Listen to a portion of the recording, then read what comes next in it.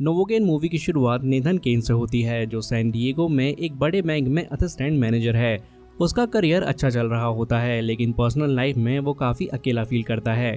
वो हमेशा ये सोचता है कि कभी कोई लड़की उसकी ज़िंदगी में आए, लेकिन एक जेनेटिक डिसऑर्डर की वजह से उसे लगता है कि अगर किसी लड़की को पता चलेगा तो कोई लड़की उसके साथ नहीं रहेगी। इसी वजह से वो कभी किसी लड़की से बात नहीं करता और हमेशा अकेला रहता है। लेकिन उसके ऑफिस में एक लड़की शेरी होती है जो उसे काफ़ी पसंद करती है, पर नेथन उससे कभी बात नहीं कर पाता। नेथन अपने ऑनलाइन गेमिंग फ्रेंड डिक्सन से इस बारे में बात करता है, जिसे उसने कभी रियल लाइफ में नहीं देखा है। बस उनकी बात गेमिंग के थ्रू ही होती है। डिक्सन उससे कहता है कि वो शेरी से बात करे। नेथन को लगता है कि अगर उसने ऐसा किया तो कुछ गलत हो जाएगा, इसलिए वो किसी को अप्रोच नहीं करता। एक दिन शेरी खुद नेथन के रूम में आकर कहती है कि वो लंच पर जाना चाहती है। नेथन नर्वस हो जाता है और पहले तो कह देता है कि उसके पास टाइम नहीं होगा, लेकिन बाद में वो डिसाइड करता है कि अगर ये मौका भी गया तो वो कभी भी किसी लड़की से बात नहीं कर पाएगा। फिर वो शेरी को बुला के कहता है कि वो लंच के लिए तैयार है। लंच के दौरान नेथन शेरी को अपने रेयर डिसऑर्डर के बारे में बताता है। वो बताता है कि उसे एक ऐसा डिसऑर्डर है जिसमें उसे कोई भी पेन फील नहीं होता। अगर उसका खून निकल रहा हो या कोई चोट लगे उसे कुछ फील नहीं होता। शेरी पहले थोड़ा शॉक्ड होती है, लेकिन फिर वो कहती है कि ये तो सुपरमैन वाली क्वालिटी है। नेथन को ये पहली बार लगा था कि कोई उसकी तारीफ कर रहा है, क्योंकि स्कूल में जब दोस्तों को पता चला था तो उन्होंने उसे बहुत बुली करना शुरू कर दिया था। शेरी इस बात को पॉजिटिव तरीके से लेती है और कहती है कि ये तो बहुत स्पेशल है। फिर वो नेथन से पूछती है कि क्या वो उसके साथ आर्ट गैलरी जाना चाहेगा, क्योंकि वो एक आर्टिस्ट भी है। नेथन कैसे मना करता, वो हाँ कह देता है। फिर दोनों आर्ट गैलरी पहुंच जाते हैं, जहां शेरी की आर्ट खूबसूरत और क्रिएटिव पेंटिंग्स लगती हैं। अब यहाँ नेथन भी शेरी की तारीफ कर रहा होता है कि तभी उसकी एक आर्ट बिक जाती है, जिससे शेरी काफ़ी खुश हो जाती है। दोनों सेलिब्रेट करते हैं, ड्रिंक्स के साथ आपस में बातें भी कर रहे होते हैं। तभी अचानक एक आदमी आता है जो नेथन का हाई स्कूल का दोस्त होता है। वो नेथन को एक अजीब नाम से बुलाता है, नोवोकेन। उस दोस्त का कहना होता है कि नेथन अभी भी जिंदा है, क्योंकि डॉक्टर्स ने बोला था कि इस डिसऑर्डर के लोग बस 17-18 साल तक जीते हैं, लेकिन वो अभी तक जिंदा है। उसका दोस्त इस बात का मजाक बनाता है और अपने कुछ दोस्तों को भी दिखाता है। नेथन इसे काफ़ी कामली हैंडल करता है और उसका दोस्त चला जाता है। ये सब देखकर शेरी को अच्छा नहीं लगता, तो वो नेथन से पूछती है कि ये कैसा नाम है। नेथन बताता है कि उसका ये नाम हाई स्कूल में तब पड़ा था जब दोस्तों को पता चला था कि उसे पीटने से कोई दर्द नहीं होता। इसी वजह से हाई स्कूल में उसे काफ़ी मारा पीटा गया और काफ़ी बुली भी किया गया था, और इसी वजह से वो अपने दोस्त से नफरत करता है। शेरी नेथन को सपोर्ट करते हुए कहती है कि ऐसे डिसऑर्डर्स का मजाक नहीं बनाना चाहिए।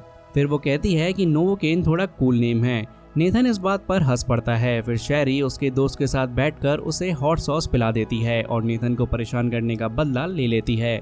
फिर दोनों पार्टी करते हुए आर्ट गैलरी से बाहर निकल जाते हैं। अगली सुबह नेथन ऑफिस जाने के लिए काफ़ी एक्साइटेड होता है, क्योंकि कल रात जो शेरी के साथ हुआ था वो उसकी ज़िंदगी में पहली बार था। वो सोचता है कि आज वो शेरी से पूछेगा कि क्या वो कहीं और चलना चाहती है।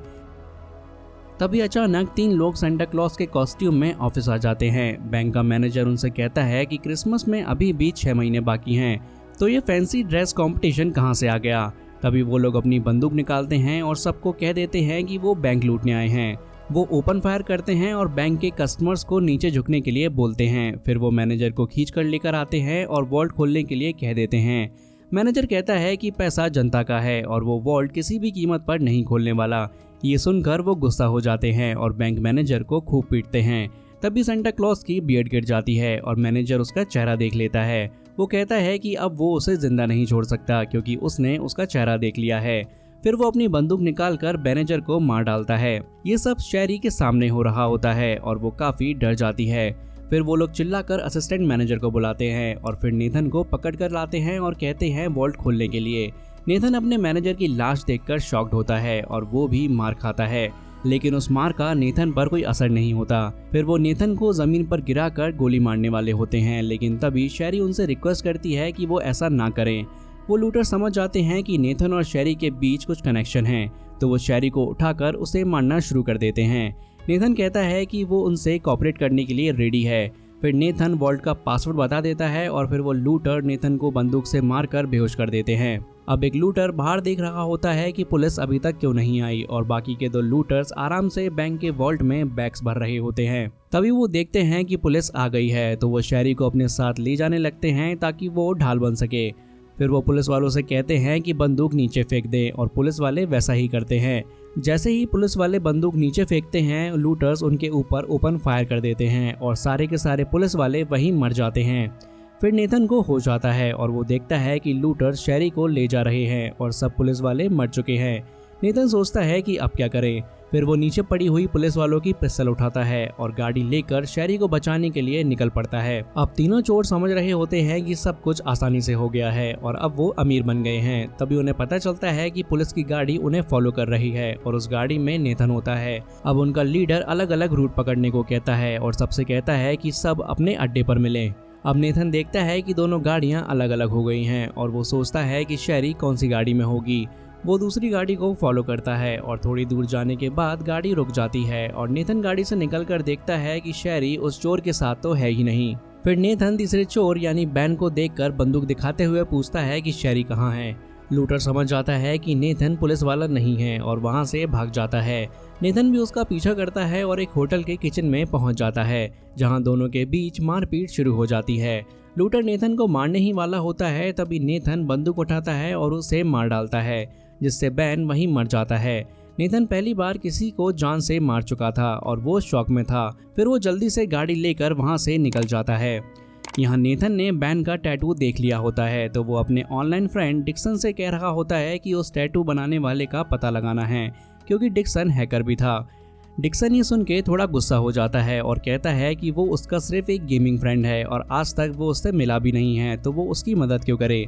नेथन डिक्सन से रिक्वेस्ट करता है कि वो उसका बेस्ट फ्रेंड है और सिर्फ वो ही उसकी मदद कर सकता है। डिक्सन फिर मान जाता है, लेकिन कहता है कि वो सिर्फ एक बार मदद करेगा, क्योंकि वो किसी प्रॉब्लम में नहीं पड़ना चाहता। फिर डिक्सन उस टैटू बनाने वाले का एड्रेस निकालता है और नेथन को दे देता है। फिर नेथन उस आर्टिस्ट के पास जाकर उससे बैन के घर का एड्रेस निकलवाता है। फिर हमें 2 डिटेक्टिव्स दिखाए जाते हैं जो बैंक में पहुंच जाते हैं। डिटेक्टिव्स को लगता है कि नेथन ने उन चोरों के साथ मिलकर बैंक लूटने में मदद की है, क्योंकि उसने वॉल्ट का पासवर्ड दिया था और पुलिस की गन और गाड़ी लेके भाग गया था और अब नेथन ने उस चोर को मार दिया था, यानी कि बैन को मार दिया था। इसलिए उन्हें डाउट होता है कि नेथन ने उनकी ज़रूर हेल्प की होगी। अब डिटेक्टिव मिन्सी नेथन को कॉल करती है और नेथन कैजुअल जवाब देता है। मिन्सी कहती है कि ये काम पुलिस का है और नेथन को सरेंडर कर देना चाहिए, पर नेथन कहता है कि जब तक वो शेरी को नहीं बचाता वो सरेंडर नहीं करेगा। अब मिन्सी कहती है कि आगे जो कुछ भी होने वाला है वो नेथन की ही रिस्पॉन्सिबिलिटी होगी और नेथन ये सुनकर कॉल कट कर देता है। अगले सीन में 2 चोर टेंस दिखते हैं। एक चोर का नाम साइमन होता है और दूसरे का एंड्रे, जिसके भाई बैन को नेथन ने मारा था। एंड्रे को टेंशन हो रही थी कि उसका भाई बैन पकड़ा तो नहीं गया और वो घर जाना चाहता है। साइमन एंड्रे को समझाता है कि जल्दी मत करो, क्योंकि पुलिस शहर में घूम रही है। शेरी भी टेंस दिखाई जाती है और पता चलता है कि शेरी साइमन की बहन है। शेरी अपने भाई को समझा रही होती है कि ज़्यादा खून खराबा क्यों करना था। साइमन कहता है कि वो इतना खून खराबा नहीं करना चाहता था, लेकिन बैंक मैनेजर ने उसका चेहरा देख लिया था, इसलिए उसे उसको मारना पड़ा। साइमन कहता है कि जो हो गया सो हो गया, अब वो अमीर बन गए हैं और अब मैक्सिको जाके बात करेंगे। शेरी अपने भाई की इस हरकत से खुश नहीं होती। अब नेथन उस आर्टिस्ट के दिए हुए एड्रेस पर जाता है, लेकिन शेरी उसे वहां नहीं मिलती। वो हर रूम चेक करता है, पर शेरी कहीं दिखाई नहीं देती। फिर नेथन को एक यूनिफॉर्म दिखाई देती है जिस पर क्लार्क्स एंड सन्स लिखा होता है और उसे समझ में आता है कि वो ज़रूर गैरेज में होंगे। नेथन को अब पता चल जाता है कि शेरी कहाँ है। अब जैसे ही नेथन निकलने वाला होता है, उसका पैर एक रस्सी में आ जाता है जो एक ट्रैप था। उसका पैर फंस जाता है और वो उल्टा लटकने लगता है। नेथन अपने आप को छुड़ा नहीं पाता। फिर वो डिक्सन को कॉल करता है और उसके एड्रेस पर आने को कहता है, जिससे कि डिक्सन वहां आकर उसे छुड़ाए, क्योंकि वो लटक रहा है। डिक्सन कहता है कि अब वो मदद नहीं कर सकता, वो फंस नहीं सकता। फिर नेथन दोस्ती का वादा करता है और फिर डिक्सन मान जाता है। वो कहता है कि वो वहाँ बाइक लेके आ रहा है। थोड़ी देर बाद एंड्रे घर में घुसता है और अपने भाई बैन को ढूंढने लगता है। वो नेथन से पूछता है कि वो कौन है और उसका भाई कहाँ है। नेथन उसे जवाब देता है कि वो बस एक चोर है और वहाँ चोरी करने आया था, लेकिन वो खुद ही उल्टा फंस गया। अब एंड्रे को समझ आता है कि नेथन कोई चोर नहीं है। तभी साइमन की तरफ से उसे कॉल आता है और एंड्रे को पता चलता है कि उसका भाई मर गया है और वो कहता है कि जिसने तुम्हारे भाई को मारा है वो तुम्हारे सामने है। अब एंड्रे गुस्सा होकर नेथन से कहता है कि वो उसे नहीं छोड़ेगा। फिर एंड्रे नेथन को टॉर्चर करना शुरू करता है और उसकी आंख निकालने वाला होता है, पर तब डिक्सन आता है और एक अच्छा शॉट मार के एंड्रे को बेहोश कर देता है। नेथन शॉक में होता है कि ये कौन है। जब वो अपना हेलमेट उतारता है तो पता चलता है कि वो डिक्सन है। दोनों यहाँ पहली बार मिलते हैं और डिक्सन नेथन को रस्सी से छुड़ा देता है। फिर नेथन डिक्सन को थैंक यू कहता है। जैसे ही दोनों भागने वाले होते हैं उन्हें पुलिस की सायरन सुनाई देती है। उन्हें समझ आता है कि यहाँ पुलिस आ गई है। डिक्सन नेथन से कहता है कि अगर वो चाहे तो पुलिस को सब कुछ बता सकता है और वो उसकी मदद करेगी, लेकिन नेथन कहता है कि पुलिस मान चुकी है कि वो चोरी में शामिल था। अगर वो बाहर गया तो अरेस्ट हो जाएगा और वो शेरी को नहीं बचा पाएगा। फिर नेथन डिक्सन को अपना प्लान बताता है और डिक्सन एग्री कर लेता है। अब मिन्सी बाहर खड़ी थी और अनाउंस कर रही थी कि उसे पता है कि नेथन अंदर है। अगर वो 5 मिनट में बाहर नहीं आया तो वो अंदर जाके उसे ज़बरदस्ती अरेस्ट कर लेंगे। तभी मिन्सी का पार्टनर डफी देखता है कि कोई बंदा उसके घर से निकल रहा है और वो दौड़ के स्कूटर को स्टार्ट करता है। पुलिस भी उसका पीछा कर रही होती है, लेकिन कुछ दूर जाने के बाद वो रुक जाता है और पुलिस के सामने सरेंडर कर देता है। उसके बाद मिन्सी का पार्टनर उसे अरेस्ट कर लेता है और उससे पूछता है कि नेथन कहाँ है। अब उसे हैंडकफ पहनाया जाता है और अगर वो अरेस्ट नहीं होना चाहता तो उसे बताना पड़ेगा कि नेथन कहाँ गया है। थोड़ी देर बाद नेथन एक गैरेज में पहुंचता है। वहां साइमन पैसों के साथ और अपनी बहन के साथ निकलने की तैयारी कर रहा होता है, पर शेरी कहती है कि वो उसके साथ नहीं जाएगी क्योंकि वो उसके जैसी नहीं है। साइमन को ये बात शॉक करती है और वो अपनी बहन को धमकाने लगता है। बंदूक दिखाकर कहता है कि अगर वो नहीं चली तो वो उसे मार देगा। उससे पहले कि साइमन कुछ करे नेथन वहां पहुंच जाता है। बंदूक साइमन की तरफ करते हुए वो कहता है कि बंदूक नीचे फेंको वरना वो उसे मार देगा। फिर नेथन साइमन से कहता है कि शेरी को मेरे पास भेज दो। अब साइमन को कुछ समझ नहीं आता, लेकिन फिर उसे याद आता है कि ये वही बंदा है जिसे उसने बैंक में देखा था। वो समझ आता है कि ये शेरी का लवर है और अपने प्यार को बचाने के लिए यहाँ आया है।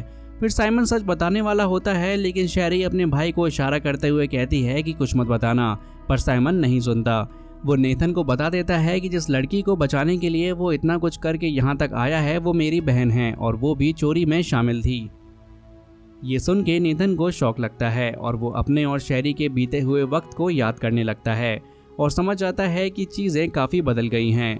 फिर अचानक से साइमन नेथन की गन छीन लेता है और उसे बुरा पीटने लगता है। उसके बाद साइमन नेथन को एक गाड़ी के नीचे ले आता है जहां वो कह रहा होता है कि ये गाड़ी अभी उस पर गिरने वाली है और नेथन का सर इससे क्रश हो जाएगा। साइमन हंस रहा होता है, पर जैसे ही गाड़ी गिरने वाली होती है शेरी अपने भाई को रोक लेती है। फिर साइमन अपनी बहन को मारने लगता है।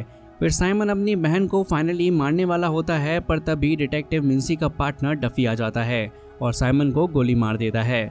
साइमन नीचे गिर जाता है और मिन्सी भी आ जाती है एम्बुलेंस के साथ। उसके बाद शेरी को अरेस्ट कर लिया जाता है और नेथन को भी बचाया जाता है।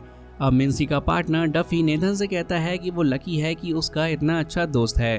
नेथन मुस्कुरा रहा होता है और फिर उसे स्ट्रेचर पर डालकर हैंडकफ पहना दिया जाता है। जब मिन्सी शेरी को अरेस्ट करके ले जा रही होती है और अपने पार्टनर डफी से कह रही होती है कि 24 घंटे में हमने केस सॉल्व कर दिया, तभी मिन्सी को गोली की आवाज़ सुनाई देती है। वो पीछे मुड़कर देखती है और देख पाती है कि उसका पार्टनर डफी मर चुका है क्योंकि साइमन अभी भी जिंदा था। फिर साइमन मिन्सी पर भी गोली चला देता है और मिन्सी को भी गोली लग जाती है। मिन्सी घायल हो जाती है और शेरी इस मोमेंट का फ़ायदा उठाकर वहाँ से भागने लगती है। फिर साइमन पैसे का बैग उठाता है और अपनी बहन पर गोली चलाने लगता है। वो बगल में खड़ी हुई एम्बुलेंस को देखता है और उसके ड्राइवर को मार के एम्बुलेंस ले जाता है। शेरी सब देख रही होती है और सोचती है कि इस बार वो नेथन को ज़रूर बचाएगी। अब मिन्सी शेरी को रोकती है और कहती है कि वो कहीं नहीं जा सकती क्योंकि वो अरेस्टेड है। फिर शेरी मिन्सी से कहती है कि तुम्हें हॉस्पिटल जाना चाहिए, लेकिन मिन्सी नहीं मानती। फिर शेरी मिन्सी को उठाकर गाड़ी में डालती है और डिक्सन को समझ नहीं आता कि ये सब क्या हो रहा है। शेरी कहती है कि वो जानती है कि उसका भाई कहाँ जा रहा है। अब साइमन एम्बुलेंस चला रहा होता है और उसकी भी हालत खराब होती है क्योंकि उसे भी गोली लगी होती है। तभी अचानक नेथन को होश आता है और वो उठकर देखना चाहता है कि एम्बुलेंस कहाँ जा रही है। उसे ये देखकर एक बार फिर से शौक लगता है कि वो फिर से साइमन के ट्रैप में फंस गया है और उसके बाएं हाथ में हैंडकफ्स लगे होते हैं। अब नेथन सोच रहा होता है कि कैसे वो अपने हैंडकफ्स को अपने हाथ से निकाले। अब साइमन पीछे मुड़कर देखता है और कहता है कि नेथन उसका पीछा कब छोड़ेगा, लेकिन इस बार वो कहता है कि वो उसे नहीं छोड़ेगा। नेथन जल्दी से कुछ सोचने लगता है और फिर उसे एक आइडिया आता है। वो फायर एक्सटिंग्विशर का यूज करके अपने थंब को पीछे मोड़ता है और हैंडकफ को निकाल लेता है। फिर वो अपने थंब को घुमाकर वापस ठीक कर लेता है। दूसरी तरफ शेरी एम्बुलेंस का पीछा कर रही होती है जिसमें साइमन और नेथन होता है। अब नेथन सोच रहा होता है कि वो यहाँ से कैसे निकलेगा, लेकिन साइमन एम्बुलेंस को लेकर पोर्ट में घुस जाता है जहां उसकी बोट खड़ी होती है और वहां से वो मैक्सिको जाने का प्लान बनाता है। अब नेथन को एक आइडिया आता है जब वो एक डिफाइब्रिलेटर देखता है जो मशीन होती है जिससे पेशेंट्स को शॉक देकर होश में लाया जाता है। साइमन नेथन से कहता है कि अब वो उसके जाल में पूरी तरह फंस चुका है, पर नेथन मशीन का शॉक परसेंटेज 100% कर देता है और एक कॉर्ड अपने शरीर में लगाता है और अपने हाथ से साइमन पर शॉक लगा देता है, जिससे एम्बुलेंस का बैलेंस बिगड़ जाता है और वो वहीं पलट जाती है। लेकिन इन सब के बीच नेथन को कोई भी दर्द फील नहीं होता। अब नेथन सोच रहा होता है कि वो अब फाइनली भाग जाएगा, लेकिन तभी साइमन वहां आ जाता है और उसे धक्का देता है। फिर साइमन नेथन को पीटने लगता है और दोनों के बीच मारपीट शुरू हो जाती है। लेकिन तभी शेरी गाड़ी लेकर वहां पहुंच जाती है और जैसे ही वो निकलने वाली होती है, मिन्सी उससे कहती है कि वो आगे नहीं जा पाएगी क्योंकि उसकी हालत काफ़ी ख़राब है। मिन्सी शेरी को अपनी गन देकर कहती है कि उसके भाई ने उसके पार्टनर डफी को मारा है तो उसका बदला जरूर लेना। अब शेरी डिक्सन से कहती है कि वो गाड़ी चलाकर मिन्सी को हॉस्पिटल ले जाए और तब तक वो अपने भाई को देख लेगी। दूसरी तरफ साइमन नेथन को पीट पीट कर उसकी हालत खराब कर देता है और पैर से उसका सर कुचलने वाला होता है। लेकिन तभी शेरी वहां पहुंच जाती है और कई बार गोली चलाने लगती है जिससे साइमन कहीं छुप जाता है। जैसे ही शेरी आगे बढ़ती है, उसका भाई उसे पकड़ लेता है और बहुत ही बुरे तरीके से अपनी बहन को पीटने लगता है। शेरी अपने आप को बचाने की कोशिश करती है, लेकिन उसका भाई साइमन अपनी बहन को नहीं छोड़ता। ये सब नेथन दूर से देख रहा होता है। ये सब देखकर नेथन बिल्कुल सह नहीं पा रहा होता है और वो खुद को एक एड्रेनलिन शॉट देता है और फिर वो किसी तरीके से उठता है और जैसे ही साइमन अपनी बहन को मारने वाला होता है, नेथन आता है और अपने हाथ की बोन उसके गले में घुसा देता है। इससे साइमन वहां ऑन द स्पॉट मर जाता है। अब नेथन की हालत भी बहुत ख़राब हो चुकी थी और इससे पहले शेरी उससे कुछ कहती वो वहीं बेहोश हो जाता है और तभी पुलिस के सायरन सुनाई देने लगते हैं।